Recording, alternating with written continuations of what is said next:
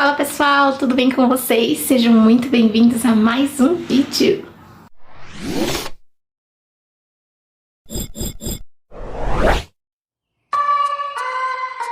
Se você ainda não me conhece, meu nome é Rangeli Ribeiro e eu trago algumas dúvidas, dicas, curiosidades sobre como é ser um paciente autoimune.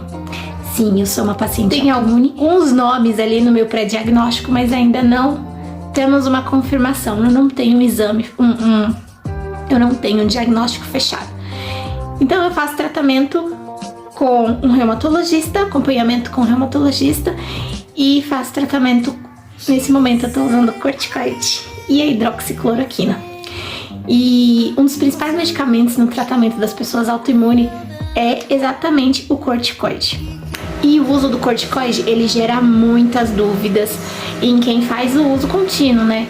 Muitas dúvidas e muitos medos. Você sabia que além dos pacientes autoimunes, existem outras doenças que podem ser tratadas com o corticoide? Tem uma colinha aqui, então de vez em quando eu vou dar uma olhadinha aqui pra baixo, tá? Então vamos lá. Entre as doenças que podem ser tratadas com o corticoide estão doenças dermatológicas, alergias, distúrbios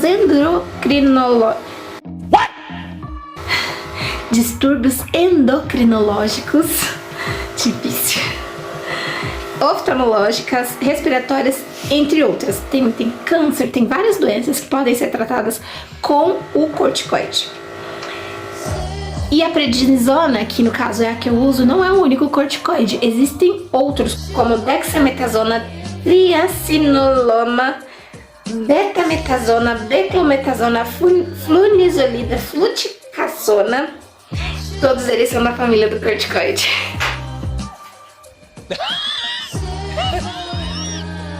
Tá bom. Mas afinal, o que é esse tal de corticoide? Pra gente entender o corticoide, a gente precisa conhecer o cortisol. O cortisol é produzido pelas glândulas suprarrenais. Essas glândulas, elas ficam acima do fígado. E a função dele é ajudar o organismo a controlar o estresse, reduzir a inflamação e manter o bom funcionamento do sistema imune. Então, o corticoide é um derivado sintético desse hormônio com o mesmo núcleo, porém com uma estrutura diferenciada, modificada para potencializar a ação dele no nosso organismo. Então, por ser um hormônio sintético, ele não vai afetar só o problema, ele vai afetar todo o organismo. Ele pode afetar todo o organismo. E é por isso que o seu uso requer muito cuidado e uma indicação médica. O cortisol no nosso corpo, ele não pode estar nem alto e nem baixo, ele tem que estar equilibrado. Se ele estiver em excesso, ele pode dar hipertensão arterial e até mesmo uma doença chamada síndrome de Cushing. Não sei se é assim se pronuncia. Cushing. Que leva à atrofia muscular.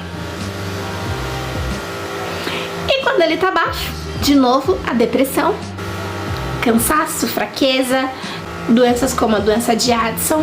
Aí você deve estar se perguntando, mas se é tão ruim, por que as pessoas precisam dele? Apesar de eles serem conhecidos pelos efeitos colaterais, eles são fundamentais no tratamento de muitas doenças. O lúpus é um deles. Eu vou ler aqui pra vocês. Então, o lúpus entra na categoria das doenças autoimunes, que ocorre quando o organismo passa a não reconhecer as próprias células e a tratá-las como inimigas, produzindo anticorpos para combatê-las. De maneira geral, os sintomas agudos ocorrem como consequência de ataques imunológicos da pessoa aos seus próprios órgãos. A doença pode atingir rins, fígado, pulmão, pele, entre outros. Então os corticoides, eles são utilizados para tirar o paciente desse período inflamatório que ele se encontra. Acaba que esse é o modo mais eficiente, mais rápido de acalmar o sistema imunológico.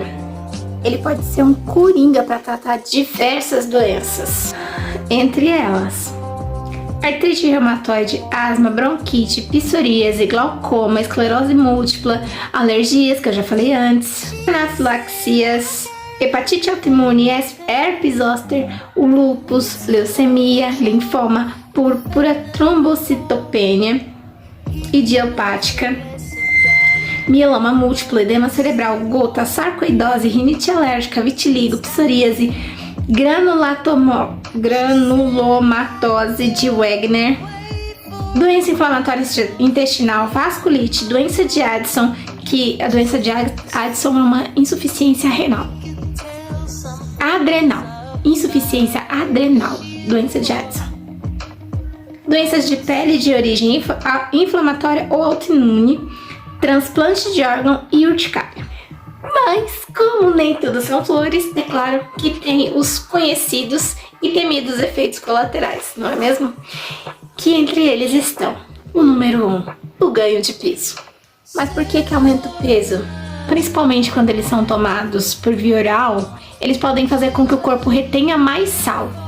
E a gente sabe que em grandes quantidades, quando a gente tem muito sal no nosso corpo, também aumenta a retenção de líquidos. E aí, com a retenção de líquidos, é inevitável o aumento do peso.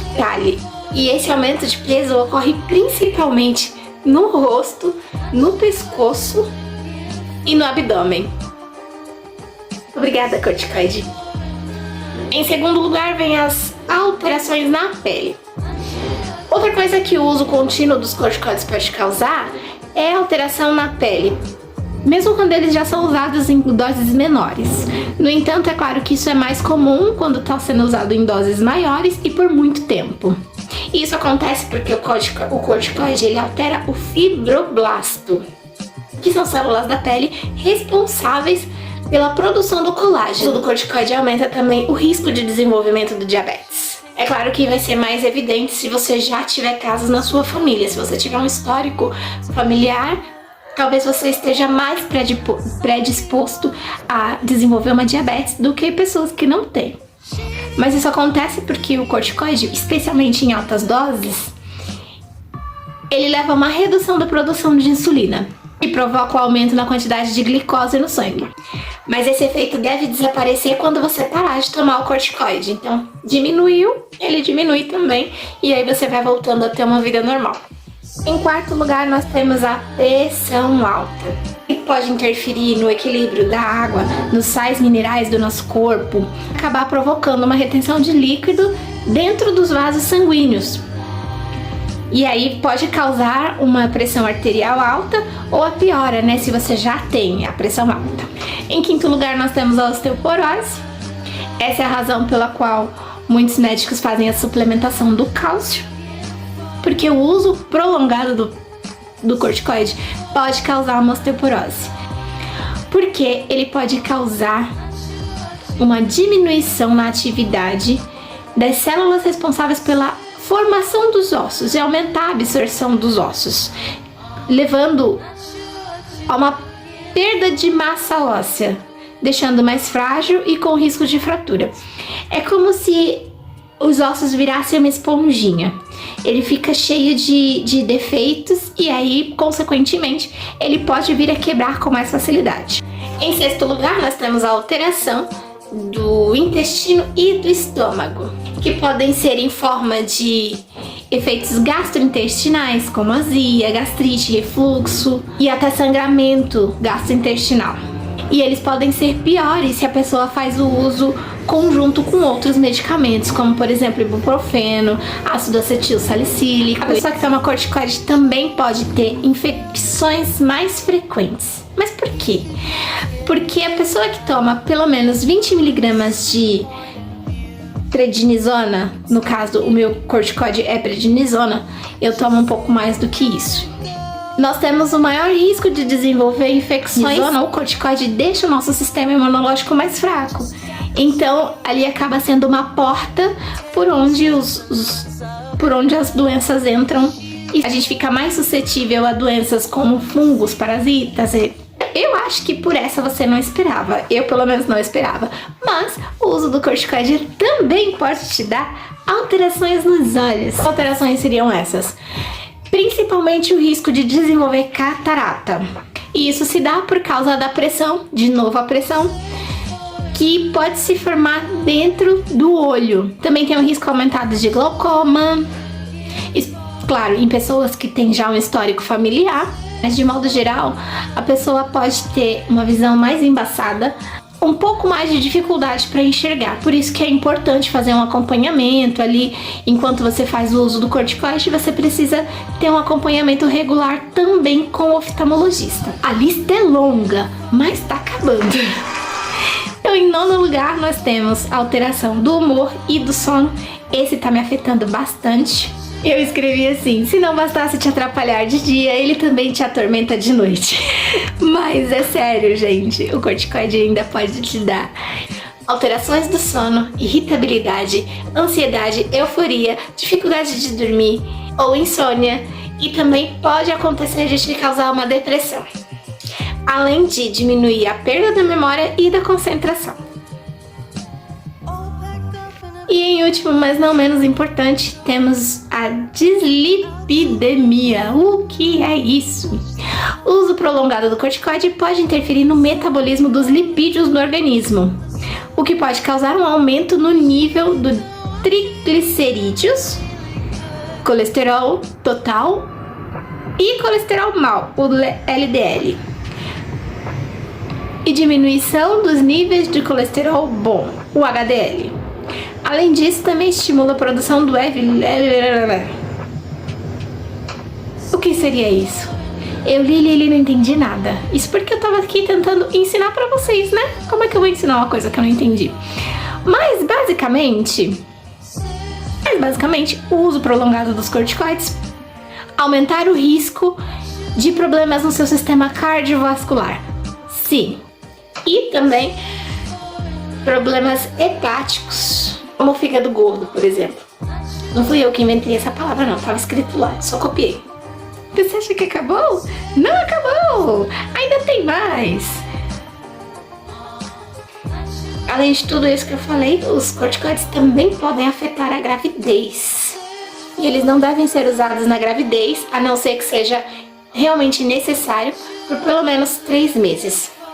O início ali da gestação, que é a parte principal quando o bebê está se formando e tudo mais. E aí o médico tem que avaliar se a relação custo-benefício dessa medicação vale a pena o risco, né, pro bebê.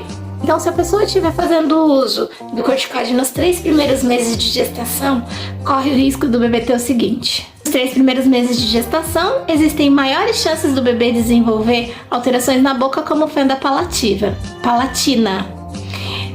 prematuridade ou o bebê nascer com baixo peso. Já no caso dos bebês e das crianças, ele pode atrapalhar no desenvolvimento, justamente por causa da osteoporose, porque ainda está em fase de formação ali dos ossinhos, está crescendo, se desenvolvendo.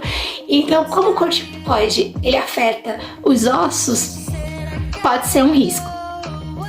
Além disso, da osteoporose, ainda tem a questão da catarata, que também aumenta muito o risco de catarata quando você está fazendo uso em bebês e crianças. Mas e aí? Mas e agora? O que eu faço? Tanta coisa ruim que ronda o uso do corticoide. São tantos efeitos colaterais, são tantas coisas que podem acontecer. Não seria melhor parar? E a resposta é não. Definitivamente, parar não é a melhor opção. Porque interromper o uso do corticoide pode atrapalhar o andamento terapêutico do seu tratamento e prejudicar os avanços que você já conseguiu. Infelizmente, ainda não é possível evitar o inchaço, eu sou a prova disso, mas o que a gente pode fazer é tentar equilibrar o ganho de peso, fazendo atividade física, controlando melhor a alimentação, tendo um pouco mais de cuidado para tentar diminuir ali esse efeito colateral. Então, o ideal mesmo é seguir as recomendações do médico. Só ele é capaz de avaliar a necessidade e o método que você vai precisar usar no seu tratamento. E você pode até ter uma segunda, terceira, quarta, quinta opinião, quantas você quiser, desde que seja de um médico, de alguém qualificado para estar te ajudando nesse processo. Gente, é sério. Gente, é sério. Não vai em pseudocientista, não vai em terapia holística, não tenho nada contra a terapia holística, você pode acreditar no que você quiser, mas Dê preferência para dados científicos, para pessoas que estudaram, que entendem como que o teu quadro funciona. Talvez esse tratamento não funcione, talvez você precise de uma segunda opinião, mas não desista de tudo e não vai na onda de pessoas que acham que água e luz do sol vai resolver tudo. Então tenha atenção. Tudo que for questionável, você não deve aplicar na sua saúde. Quando eu falo de ter uma segunda, terceira, quarta, quinta opinião, pelo amor de Deus, gente, não é a sua tia, tá? A não ser que ela seja médica, claro. Não é um médico maluco da internet que você nem sabe a procedência, você não sabe de onde veio. Não é receitas milagrosas, não é dieta milagrosa, pelo amor de Deus, gente. Atenção com o seu tratamento. Dê prioridade a fatos científicos, a estudos.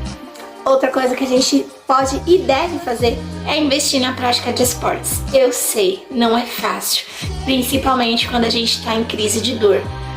Mas sempre que você puder, começa devagar, nem que seja se alongando, depois você vai aumentando, vai inserindo uma atividade ou outra, uma caminhada, e aí você vai evoluir, você vai progredir. Quando você menos esperar, você tá ali, ó, tinindo, fazendo várias corridas, fazendo crossfit, sei lá, o que você achar que deve. Eu tô doida pra entrar numa aula de dança, mas eu ainda não aguento. Porém, ontem eu andei de bicicleta com as crianças. Pra outras pessoas, não é grande coisa, mas pra mim foi uma grande vitória, porque eu já tinha feito um monte de coisa. Tinha levado na escola, buscado na escola, fui no médico resolver problema, voltei, e aí de tarde eu ainda tive pique pra andar de bicicleta com eles aqui na rua. Então, pra mim é muita coisa. Cada vitória é uma grande conquista e deve ser comemorada.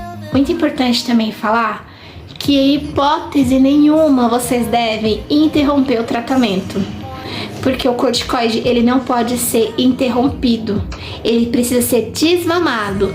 Por exemplo, no meu caso, a minha médica já me adiantou que quando chegar a hora, nós vamos diminuir 5 miligramas, depois mais 5, depois mais 5, até conseguir tirar tudo, porque aí a gente vai ver como que o meu corpo vai reagir, qual vai ser a resposta do meu organismo e como que eu vou ficar sem o corticoide. Muito importante. Na dúvida, pergunta para o seu médico. Eu sei que não é fácil, que o médico não tá sempre disponível pra gente, principalmente quem, assim como eu, faz tratamento pelo SUS. Muita coisa a gente tem que interpretar, a gente tem que fazer uma oração e torcer pra dar certo. Mas a gente não pode tomar decisões médicas sérias, porque a nossa saúde, a nossa vida depende disso. Então seja responsável e sempre fale com o seu médico. Eu vou parar por aqui, porque o assunto já ficou muito grande. Ainda tem muita coisa pra falar sobre o corticoide. Como pode beber, não pode beber, o que pode, o que não pode, causa isso, causa aquilo. Ainda tem muita coisa pra falar. Se vocês quiserem que eu traga mais vídeos sobre corticoide, me deixa saber, fala pra mim o que você quer saber, que eu vou pesquisar, vou falar com os médicos, vou falar com a enfermeira. Não aquela enfermeira doida lá que eu falei no outro vídeo, mas eu vou falar com alguém. Avaliação do meu tratamento até aqui. Mocinho. Ele vai continuar sendo mocinho? Não sei. Mas a relação custo-benefício pra mim tem sido muito boa. Eu tenho me sentido muito bem, apesar de ainda não estar 100%. Mas o uso do corticoide trouxe uma qualidade de vida muito grande pra mim. E eu sou muito grata por isso. Vamos ver por quanto tempo, né? E você, como tá o seu tratamento? Conta pra mim. Então esse foi o vídeo de hoje, espero que vocês tenham gostado. Não esquece de deixar o seu like, se inscrever no canal e compartilha esse vídeo com alguém. Beijo, até mais. Tchau.